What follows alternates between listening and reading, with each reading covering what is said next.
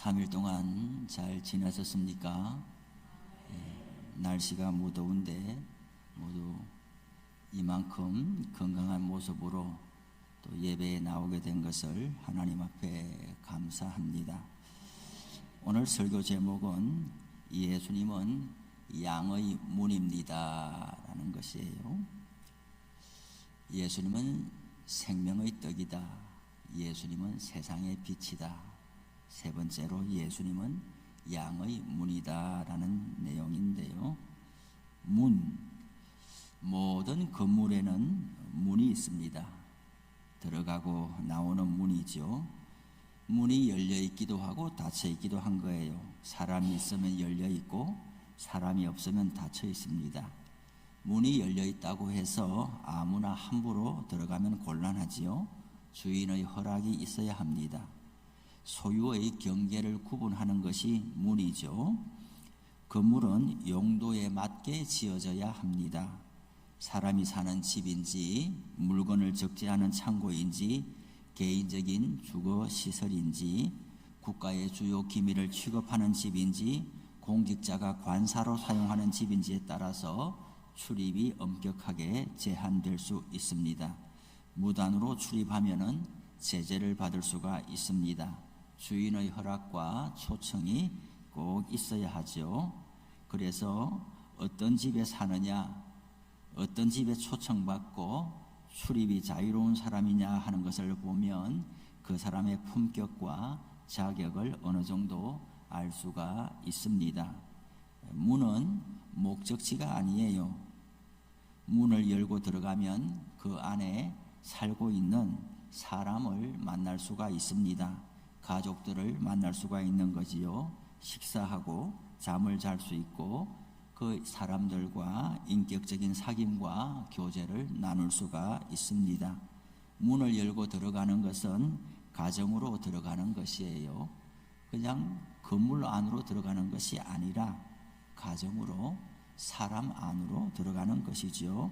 나라의 국적을 취득하고 거주 허가를 받는 것은 건물이나 땅이 아니라 그 나라의 국민으로 들어가는 것입니다. 집 안에 들어가 있으면은 집 밖에서 일어나는 어떤 위험한 상황으로부터 보호받을 수가 있습니다. 문을 열어주고 들어오게 했다라는 것은 환영하고 환대한다는 마음을 보여주는 것입니다. 성경에는 영역, 주권, 나라 개념을 말할 때에 들어간다라는 표현을 사용합니다. 하나님의 집, 성전에 들어갈 때에도 휘장이 있고 문이 있습니다. 여호와의 집, 성전 문이 있는 거죠. 성에 들어갈 때에도 성문이 있습니다. 왕궁에 들어갈 때에도 문이 있는 거예요. 하지만 이러한 물리적인 공간, 건물에 관해서 말할 때 그것이 주는 영적인 의미를 생각해야 합니다. 창세기 4장 7절 오늘 새벽에도 보았고 내일 새벽에도 읽겠지요. 거기에서 하나님은 가인에게 이렇게 말씀했습니다. 선을 행하지 아니하면 죄가 문에 엎드려 있느니라. 죄가 너를 원하나 너는 죄를 다스릴지니라 그랬어요. 가인에게 네가 선을 행하지 아니하면 죄가 문 앞에 와 있다라고 그랬어요. 무슨 문이겠어요? 가인의 마음의 문이고 인생의 문이지요. 시편 118편 19절 20절에는 이렇게 되어 있어요. 내게 의의 문들을 열지어다. 내가 거리로 들어가서 여호와께 감사하리로다. 이는 여호와의 문이라. 의인들이 거리로 들어가리로다 그랬어요. 의의 문, 의로움으로 들어가는 문, 여호와의 문. 우선적으로는 성전 예배를 말하는 것이지요. 성전에 문을 열고 들어간다면은 뭐가 있겠어요? 건물이 있고 성전 기물이 있겠지만은 거기에 하나님이 계신다고 믿는 것이지요. 그러니 하나님 앞에 들어가는 것은 의로움을 입게 되는 것이잖아요. 그래서 의의 문이다라고 문이라는 말이 등장해요. 요한계시록 3장 20절에서 예수님은 이렇게 말씀합니다. 볼지어다 내가 문 밖에 서서 두드리노니 누구든지 내 음성을 듣고 문을 열면 내가 그에게로 들어가 그와 더불어 먹고 그는 나와 더불어 먹으리라 그랬어요. 예수님이 문 밖에 서 있대요. 누구든지 예외 없이 어떤 사람이든지 예수님께서 문 밖에서 노크하고 있는데 그 예수님의 노크 소리를 듣고 문을 열어주면 예수님이 그 집에 들어가겠다라는 거예요. 무슨 문이겠어요? 자기 인생의 문인 거예요. 인생의 문, 마음의 문, 믿음의 문, 영생의 문, 하나님 나라의 문을 말하는 거죠. 우리 인생의 문을 열고 주님을 영접해야 합니다. 주님을 영접하는 것은 영원 전부터 우리를 택하신 하나님께서 먼저 하나님 나라의 문을 열어주셔야 우리는 그곳으로 들어갈 수가 있는 거예요. 우리는 내가 마음의 문을 여는 것이 중요하다고 믿지요. 예수님도 계시록에서 말했잖아요. 나는 억지로 들어가지 않는다. 계속 서서 문을 두드릴 텐데 누구든지 문을 열어주면 나는 들어간다. 그랬어요. 사람의 의지와 결단과 결심이 중요하죠. 하지만 성경을 전체적으로 봐보세요. 하나님이 문을 열어줘야 들어가는 것이지 내가 결심한다고 되는 일이 아니에요. 내가 믿고 싶다고 믿어지는 게 아니에요. 그래서 제일 어리석은 사람이 어떤 사람이에요? 죽기 전에 예수 믿자. 죽기 전에 예수가 믿어지냐고요. 아무리 믿으려고 해도 안 믿어지는 걸 어떻게 믿냐고요. 우리가 믿음을 가지게 되는 것은 내가 믿는 것 같지만은 하나님이 하늘 문을 열어주셔야 우리의 마음 문이 열리는 거지요. 하나님께서 열어주지 않으면은 아무리 들어가려고 해도 들어갈 수가 없는 거예요. 오늘 성경에서 예수님은 나는 양의 문이다 라고 그랬어요. 요한복음에서 예수님의 자기 계시, 구약에서 여호와 하나님, 나는 스스로 있는 자이고 나는 여호와다 라고 말한 것을 예수님은 나는 무엇이다, 생명의 떡이다, 나는 세상의 빛이다, 나는 양의 문이다, 이렇게 해서 요한복음의 7가지의 자기 신분을 밝히셨어요. 7가지는 완전수이고 이것으로 충분히 우리는 하나님을 믿게 되어 있어요. 이 7가지가 하나님의 모든 것이라고 볼 수가 있어요. 양의 문이다. 양을 위한 문이다. 양이 들어가는 문이다. 양이 어디로 들어갑니까? 우리에 들어가는 거예요. 사람이 집에 들어가듯이 양이 우리에 들어가는 거예요. 문이 없으면은 양은 우리에 들어가지 못합니다. 우리에 들어가야만 안전하고 보호받지요. 안식을 누릴 수 있는 거예요. 양은 우리에서 나가는 순간부터 모든 것이 불안하고 염려되는 거예요. 제가 여기 와서 설교할 때 광야에서 이슬 같은 은혜를 말하면서 양의 특성에 대해서 쭉 말씀을 드린 적이 있어요. 양은 정말 모든 동물 중에서 가장 연약하다고 볼 수 있으면서 가장 고집이 센 동물이라고 말씀을 드렸어요. 그 증거가 뭔가? 어떤 서커스에 가도 양은 등장하지 않는다. 어떤 세계적인 서커스에 봐도 호랑이도 있고 사자도 있고 뱀도 있는데 양은 없다. 양을 길들일 수 있는 사람은 세상에 없는 거예요. 코끼리도 길들이고요. 어떤 동물도 사람이 길들이는데 양은 완전히 지 마음대로 하기 때문에 양을 길들이는 세상에 조련사는 없다는 거예요. 그런데 성경은 사람의 양과 같다라고 말씀하고 있어요. 양은 우리에서 나가는 순간부터 모든 것이 불안하고 염려돼요. 스스로 자기를 지킬 어떤 뿔도 어떤 발톱도 어떤 이도 가지고 있지 않으면서 고집조차 세면 어떡하자는 거예요. 목자의 보호와 인도를 받으면서 꼴을 먹고 물을 마시고 들판에 나가 있다가 우리에 들어와야지 마음 편히 지낼 수가 있는 거예요. 오늘 성경 말씀 요한복음 10장의 말씀은 1차적으로 누구에게 주신 말씀이에요? 10장 1절에 보면 뭐라고 되어 있는가? 내가 진실로 진실로 너희에게 이르노니 라고 되어 있어요. 너희에게 이르노니 이렇게 말씀하시고 6절에 가서는 그들은 그가 하신 말씀이 무엇인지 알지 못하니라. 그러니 오늘 본문의 17절에 그러므로 예수께서 다시 이르시되 그랬잖아요. 그러면 1차적으로 누구에게 하신 말씀이냐? 그들이 누구냐는 거예요. 예수께서 진실로 진실로 그들에게 말했다라고. 그들이 누구냐는 거예요.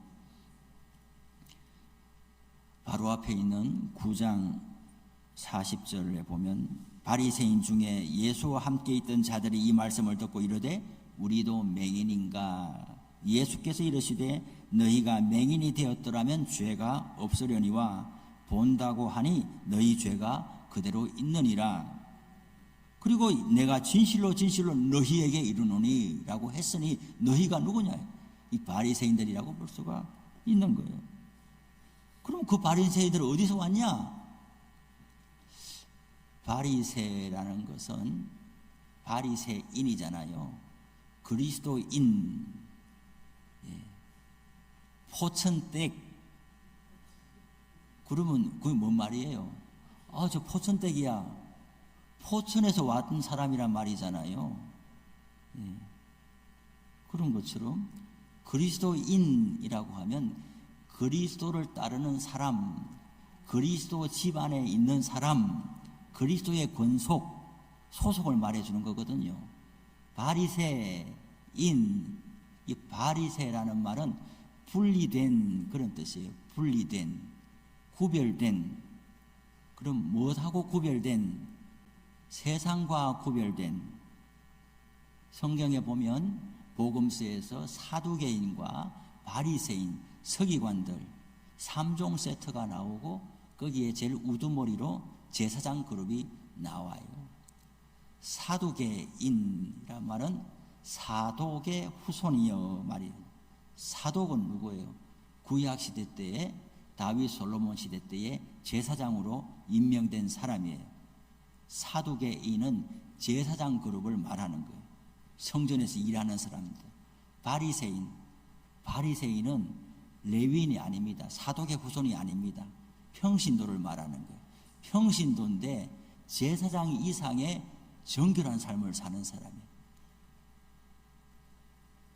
평신도인데 다 직장 가지고 이렇게 사는데 경건 생활을 타의 추정을 불허하게 하는 사람.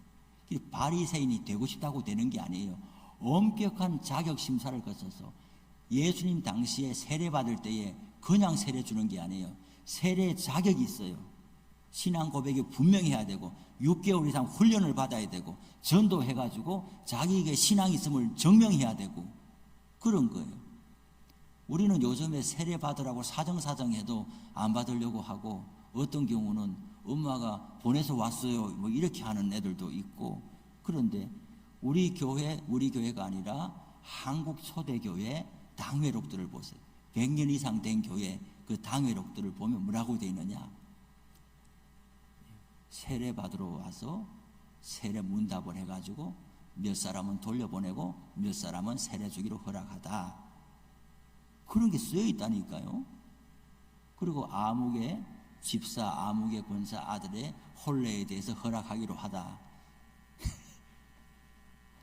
교인 가정에 결혼하는 것을 당회가 허락하는 거예요.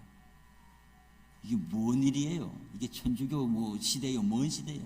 그게 아니에요. 세상 사람들이야 뭘 하든 무슨 신경을 쓰겠어요. 그런데 교인 자녀, 교인 가족의 일에 대해서는 교회가 관여하는 거예요. 불신 결혼 안 돼. 데리고 와서 세례 받을 때까지 안 돼. 그럼 이제 그 사람은 아니 내가 좋다는데 교회가 웬 간섭이야 하고 나가도 말릴 방법은 없어요. 뭐 출교하는 것도 아니고 난 뭐 말릴 방법은 없지만은 초대 교회 당시에는 교회의 권위가 그만큼 서 있었어요. 세례 왜 안 줘요? 심의를 해보니까 신앙 고백이 부족합니다. 내년 봄에 새로 오세요. 예 하고 가는 거예요. 열심히 기도하고 전도하고 그 다음 해에 와서 심의하고, 또 그 당시에는 목회자가 없던 시대예요. 선교사님들이 순행하며 다닐 때, 선교사님은 이번에 저기 우리 새벽기도 나오는 장로님 있잖아요. 새벽기도 뒤에 나오는 저기 광릉내 교회 장로님, 거기 그 교회에 지난번에 가봤더니 곽알련 선교사님, 알렌 클라커라고 이름을 쓰는, 우리말로는 곽알련 선교사님이 처음에 개척한 교회. 그래서 저도 신학교 다닐 때 그 곽알련 목사님이 평양신학교 설교학 교수로 있으면서 목회학과 설교학 두 권의 책을 이렇게 쓰셨는데, 그 책을 저도 열심히 탐독했어요. 나도 이렇게 설교하리라. 완전히 교과서예요.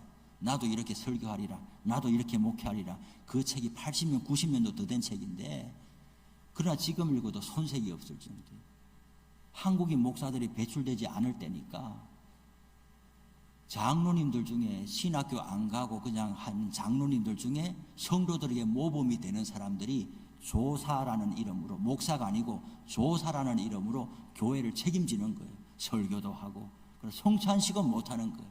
성찬식 한번 하고 세례를 받으려면 조사가 못하는 거예요. 선교사님이 와야 되는 거예요.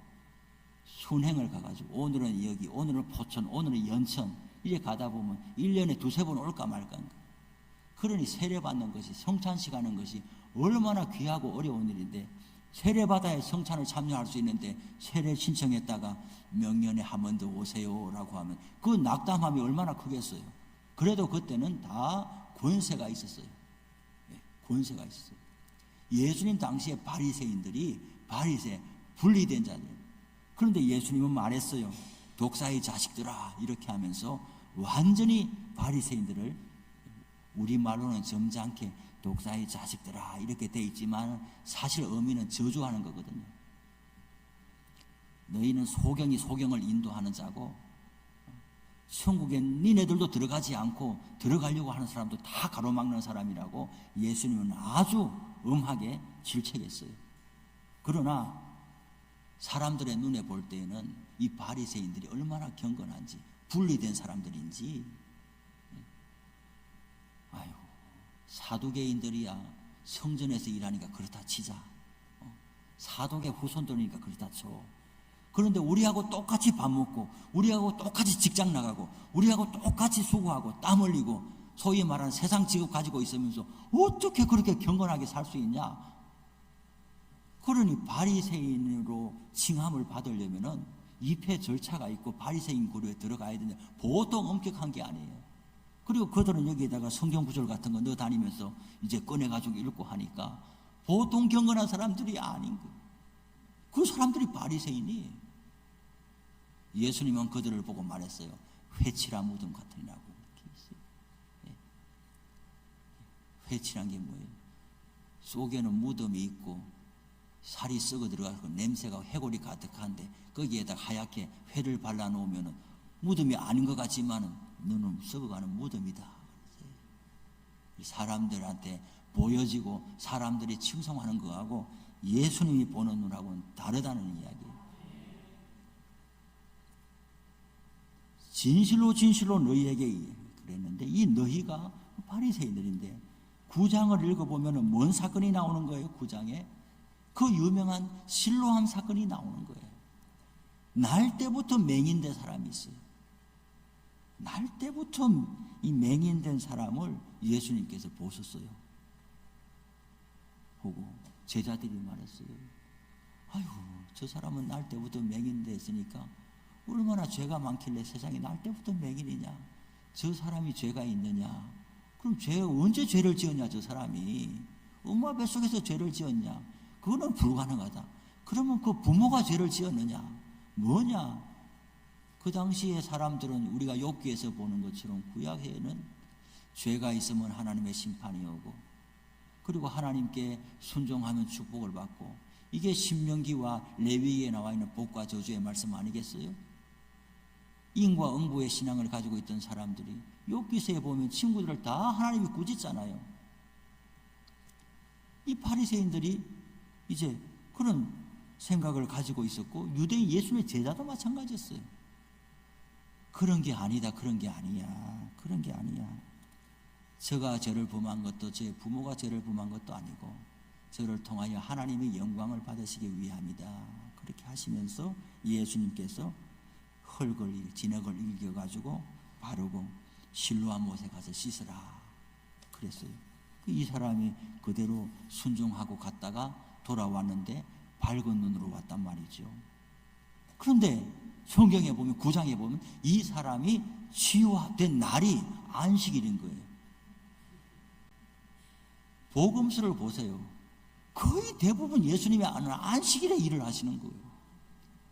안식일은 꼼짝 말고 쉬라고 그랬는데 하나님의 아들이 와서 안식일에 일을 하는 거예요. 지금도 유대인들은 그렇다 그러잖아요. 우리 학교 교수님들도 이야기 들어보고 유학하고 할 때에 주일날 안식일에 엘리베이터를 탔는데 유대인들이 자기들은 이렇게 있고 사람 고용해가지고 엘리베이터 버튼 누르라고 한다 그러잖아요. 말이 안 되잖아요. 안식일은 만 백성에 주신 안식일인데 내가 안 눌러야 되면 저 사람도 안 눌러야 되는 거예요. 하나님의 법이 공평해야 될 것 아닙니까? 내가 안식일을 지켜서 내가 운전 안 하면은 나는 사람 고용해서 운전시키면 안 되는 거예요. 나는 안식일에 은혜를 누려야 되고 저 사람은 돈 받고 와서 일해줘야 돼. 그게 뭔 법입니까? 그런데 그 안식의 법이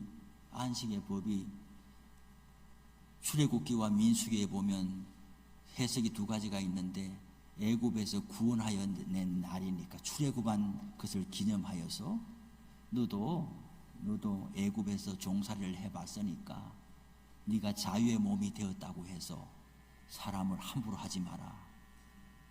너가 애굽의 바로 밑에 있다가 자유의 몸이 돼서 이 안식이 얼마나 귀한 줄 알았으니까 심지어 네 집에 일하는 짐승들도 안식을 줘야 된다.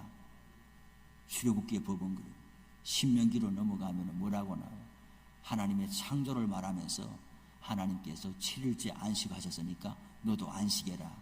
창조와 구원, 이 두 가지가 안식의 근거예요. 성경이 말하는. 그런데 이들은 세월이 지나면서 그걸 경직되게 해석을 했잖아요. 본질을 뚫어야 되는데 본질을 잃어버리니까 껍데기만 계속 붙잡고 늘어지는 거예요. 본질은 뭐예요? 몸과 마음이 쉬면서 하나님을 기억하라는 거예요. 그래서 안식일은 저항인 거예요. 무슨 저항이냐? 불신앙을 저항하는 거예요. 일하는 걸 저항하는 거예요. 사람이 일하는 기계가 아니라고 저항하는 거예요. 강제로라도 쉬어야 되는 거예요. 하나님은 우리를 전인격적으로 만드셔서 사람이 바쁘고 피곤하면요 기도도 못합니다. 바쁘고 피곤하면 주일도 못 지키는 거예요. 겨우 지키려고 나와도 그냥 잠와서 그냥 아무것도 안 되는 거예요. 신앙생활을 잘 하려면 쉬어야 되는 거예요. 쉬면은 나는 뭐 먹고 삽니까? 먹을 것 하나님이 준다고 말했어요. 만나가 내릴 때도 안식일 전에는 이틀치가 내리는 거예요. 해보면 아는 거예요. 해보면은 하나님이 우리를 신앙생활도 못하게 궁핍하게 내놓질 않아요. 그런 거예요. 안식일은 사단에게 매여 있어 고통받는 사람들을 자유케 하는 게 안식일의 본질이에요. 자기는 자기가 내가 일하고 내가 돈 벌고 내가 열심히 살고 내가 노후 대책하고 내가 이렇게 하는 것 같지만은 하나님 밖에 있는 사람은 그 모든 것이 사단에게 매여 가지고 살아가는 거예요. 결국 그렇게 해도 어디로 가요? 결국 죽게 되고 결국 어디에 지옥 갈 거 아닙니까? 예수 안 믿고 하나님 안 믿으니. 내가 뭘 하고 한 인생 잘 사는 것 같지만 결국 망하는 길로 그래 살고 있는 거예요. 그러니 거기에서부터 저항하고 내가 이렇게 살아서는 안 돼 라고 저항하고 부딪히고 하면서 지켜내는 거예요. 그래서 창세기 1, 2, 3장을 읽어보면 지키라는 말이 그렇게 많은 거예요. 지키라는 말이 많은 것은 빼앗는 자가 있다라는 뜻이거든요. 침략하는 자가 있기 때문에 지키내라고 이야기해요. 안식일도 지키라고 이야기를 하는 거예요. 우리는 말도 주일을 지킨다고 이야기하는 거예요. 주일을 보낸다 이런 이야기 안 해요. 우리는 주일을 지켜내는 거예요. 자리를 지킨다, 지켜내는 거예요. 예수님은 복음서에 보면 사람을 고치는 치는 거의 다 그냥 안식일인 거예요. 그것은 육체의 병을 고쳐주신 것만이 아니라 이 육체의 병을 날 때부터 소경된 자를 고쳐주심으로 말미암아 예수님께서 사람의 영혼을 고치시는 하나님의 아들 메시아라는 것을 경험적으로 실증시켜 주시는 것이거든요. 그런데 바리새인처럼 온갖 율법에 통달하고 경건하게 산다고 하는 사람이 그때마다 어디서 나타나가지고 이거 잘못됐다라고 하고 9장에서는 뭐예요? 이 사람이 지금 나와가지고 나왔어요. 그 사람이 구걸하던 사람이고 날 때부터 소경됐고 온 동네가 다 아는데 이 사람이 눈떠서 보면서 이야기하고 있는데도 네가 어떻게 나왔냐? 너 저기서 구걸하던 알면서도 억지로 묻는 거예요. 알면서도 내가 그 사람 맞습니다. 누가 고쳤냐? 예수라는 사람이 고쳤어요. 너는 예수를 누구로 생각하느냐? 선지자입니다. 그런 소리 하지 마라. 그 부모를 또 만나가지고 당신 아들이 날 때부터 못 본 게 맞습니까? 또 묻고 자기들이 원하는 답을 얻을 때까지 계속 사람을 괴롭히면서 완전히 답정너예요. 답정너. 답을 정해놓고 너는 말만 하라 이렇게 하니 이것이 바리새인인데 예수님께서 그걸 보고 기뻐하지 않았어요. 그러면서 오히려 바리새인보다 이 소경을 난 사람이 더 선생 같아가지고 이상하다. 나는 이때까지 아픔 못 보지만은 날 때부터 맹인된 사람을 고쳤다는 이야기를 세상에 들은 적이 없는데 그 사람이 하나님의 아들이 누구겠느냐? 그런데 당신들은 하나님의 아들이 아니라고 하니 도대체 그 사람은 누구겠느냐? 이 사람이 이렇게 하니까 뭐예요? 이 바리새인들이 네가 죄 가운데 태어나가지고 감히 우리를 가르치려고 들었냐? 또 막 화를 내면서 이렇게 하는 것이 9장에 나오거든요. 그래서 예수님이 차라리 니네들이 맹인이라고 하면 죄가 가볍겠다. 경건하게 산다고 말하고 바리새인이라고 말하고 사람들을 가르치려고 하고 이것이 모세율법을 쫓아해서 우리가 하나님의 복을 받는다라고 말하는 사람이니까 죄가 더 무겁다라고 이야기를 하면서 오늘 본문의 말씀을 주신 거예요. 그러니 오늘 본문의 말씀이 정말 양을 위한 말씀이겠냐? 정말 양의 우리에 대한 말씀이겠냐? 아니라는 이야기예요. 사람에 대한 말씀인 거죠. 9장에서 보면은 누가 양이에요? 날 때부터 소경됐던 이 사람이 양인 거예요. 예수님이 이 사람을 실로암에 가서 씻으라고 그랬는데 실로암의 물이 뭐 영험한 물이 아니에요. 성지순례 가보면 그 실로암 물에 가볼 수 있어요. 그 가보면 물이 참 차가워요. 그 물에 뭐 있는 게 아니에요. 실로암의 뜻이 뭐예요? 보냄을 받았다라는 거예요. 누가 보냈다는 거예요? 하나님이 보낸 장소라는 거죠. 보냄을 받은 자가 누군 거예요? 예수님이죠. 하나님이 이 땅에 보낸 자가 누구예요? 예수님인 거죠. 그러니 실로암 못에 가서 씻으라 해서 이 사람은 야, 이 물이 영험하냐 싶지만 물이 영험한 게 아니라 사실은 예수님이 고쳐준 거거든요. 하나님이 보내신 자가 사람을 고치는 거거든요. 하나님이 보내신 자를 만나야 사람이 안전한 거거든요. 그러니 이 사람이 예수님을 만나서 예수님의 말씀을 듣고 예수님 안으로 들어갔기 때문에 이 사람이 밝은 눈이 된 거예요. 양은 문으로 들어가야지 우리 안전하게 들어가는 거예요. 예수님은 뭐라고 말씀하십니까? 나는 양의 문이다라고요. 모든 사람은 예수님을 통해서 하나님께로 가는 거예요. 아까 서두에 말씀드렸잖아요. 문이 목적지가 아닙니다. 이 문이 목적지가 아니에요. 문을 열고 안에 들어가는 것이 목적이지 문 자체가 목적이 아니라니까요. 문을 열고 들어가면 거기에 방이 있고 사람이 있고 거기에서 환영해주고 밥도 먹고 자기도 하고 친구와 교제도 나눈 것처럼 예수님의 문을 열고 들어가야지 거기서 하나님을 만나는 거예요. 예수님의 문을 열고 들어가야지 거기서 하나님 나라의 백성이 되는 거예요. 그런데 그 문으로 들어가지 않고 다른 데로 들어가는 사람은 다 절도요 강도라고 그랬어요. 왜 정해진 길로 안 가겠어요? 훔치러 들어가는 것이죠. 우리 집이 여기 교회에서 가까운데 우리 집 뒤에 옥수수 밭이 있어요. 이렇게 우리 뒤에 옥수수 밭이 있고 이제 방충망도 있고 한데 우리 집이 참 좋아요. 이렇게 바람에 불면 소리가 석삭석삭 이렇게 나요. 옥수수가 이렇게 부딪히는 소리가 사람이 왔나 하고 이렇게 들여다보는 거예요. 우리 교인이 왔으면 저기 앞에서 문을 두드릴 텐데 만약에 우리 집에 뒤에 와가지고 창문으로 이렇게 누가 보고 있다고 하면 그 사람이 우리 집에 좋은 마음으로 오는 사람이 아닐 거 아니에요. 우리 집에 좋은 마음으로 오는 사람이 아니에요. 뭐 와봐도 뭐 가져갈 것도 없겠지만 있어요. 텔레비를 새로 샀기 때문에 그거 들고 냉장고는 못 들고 가겠지만 텔레비를 새로 샀어요. 그건 그 큰일에 들고 가면은 문으로 들어가는 것이 그 정상인 거예요. 하물며 성경은 예수님이 하나님의 유일한 문이라고 돼 있어요. 그런데 사람의 영혼을 다루는 일을 하면서 예수 이름을 말하지 않고 다른 것으로 말하면서 우리의 영혼을 저당 잡는 모든 것은 다 절도며 강도인 거예요. 빼앗아가는 거예요.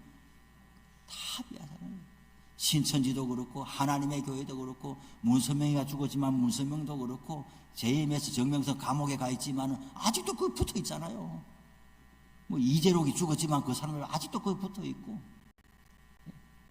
은근슬쩍 문으로 들어가지 않고 다른 데로 넘어가가지고 들여다보는 것은 다 도둑이란 말이에요.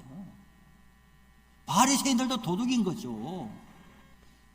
예수님이 오셨는데 예수님이 잘못됐다고 말하면서 그렇다고 자기가 병을 고치느냐? 병도 못 고치는데 사람을 괴롭게만 하는 거예요. 우리는 모두 예수님이 우리의 인생의 문인 거예요. 그 안으로 들어가야 우리가 구원을 받고 영생에 이르게 되는 거예요. 한 번만 들어가서 되는 것이 아니고 문으로 들어갔다 나왔다 양이 그러잖아요. 우리에 들어왔다 나왔다 하는 것처럼 우리는 일생에 예수 믿고 항상 예수님과 더불어서 교제하면서 순종하면서 살아가야 되는 거예요. 컨디션 좋을 때 바짝 예수 뜨겁게 믿다가 그냥 방학해버리는 게 아니란 말이에요. 그런 게 아니에요. 무엇을 위하여 예수를 믿냐는 거예요. 신호도 말씀드렸잖아요. 어떤 부자 친척이 와가지고 1년에 한 번 뭐 용돈 주고 밥 사주고 가면 좋습니까? 우리 아버지가 되어야 좋은 거죠. 그 사람이 우리 아버지여야 좋은 거고 나하고 한 집에 살아야 좋은 거죠. 반짝 와가지고 뭐 선물 주고 가고 뭐 돈 주고 밥 사고 이러면은 그게 뭡니까? 다른 나라는 계속 궁핍하고 1년에 365일 중에 하루 배부르고 나머지 364일 배고프면 좋아요? 적게 먹어도 항상 일정하게 밥 먹고 항상 아버지 부르면서 살고 부모의 보호 아래 살고 이것이 좋은 것이지.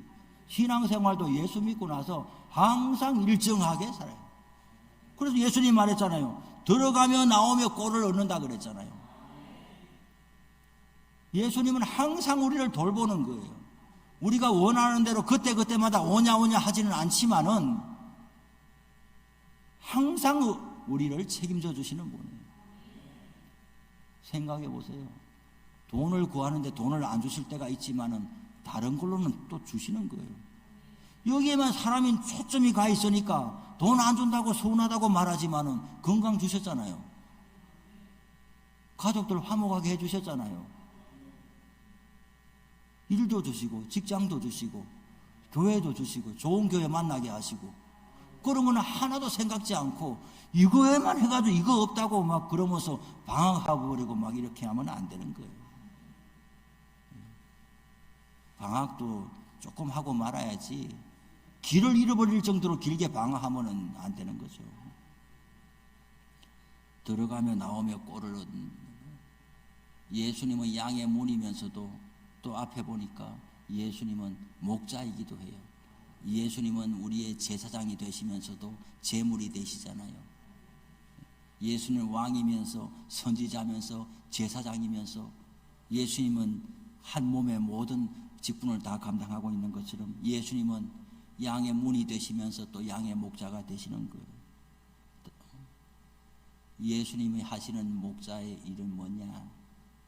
각각 그 이름을 불러내는 거예요. 예수님은 각각 양의 이름을 불러내는 거예요. 예수님은 우리 모두를 다 지금 부르는 거예요. 우리가 다 한자리에 앉아서 같은 찬송 부르고 같은 성경 구절 듣고 같은 목사한테 설교 듣고 이렇게 가지만은 각자가 예수님께서 여러분들을 부르신다니까요. 그걸 들어야지 은혜가 되는 것이지, 한 사람도 그냥 보내는 게 없어요. 다 예수님을 만나시고 또 예수님의 인도함을 받아서 늘 예수님을 통해서 하나님 앞에 들어가고 나오고, 이런 질서 있고 또 규칙적인 이런 생활이 우리의 일생을 붙들어 주는 거예요. 우리 교회도 마찬가지예요. 저도 뭐 욕심이 왜 없겠어요. 욕심이 있지만은 항상 목회는 욕심으로 되는 게 아니다 라는 것을 붙잡고 있어요.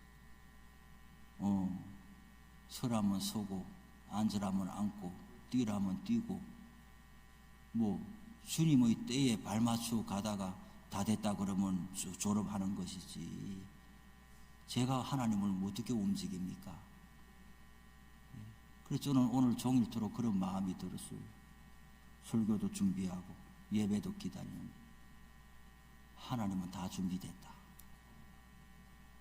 너만 준비되면 된다. 여러분 각자의 인생을 향한 하나님의 준비는 끝났어요. 하나님이 준비할 게 뭐 있겠어요? 하나님의 준비는 완전해요.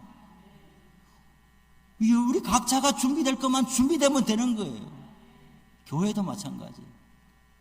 하나님이 예수님을 보내셔서 피로 값주고 산 교회인데 하나님의 준비는 끝난 거예요. 하나님의 때라는 게 뭐가 있겠어요? 우리가 준비되기를 기다리는 거예요. 뭔 능력으로 준비하겠어요? 하나님이 기다리는 준비는 겸손과 순종밖에 없는 거예요. 일은 하나님이 하시는 거예요. 하나님은 능력 있는 사람보다 순종하는 사람을 좋아하시는 거죠.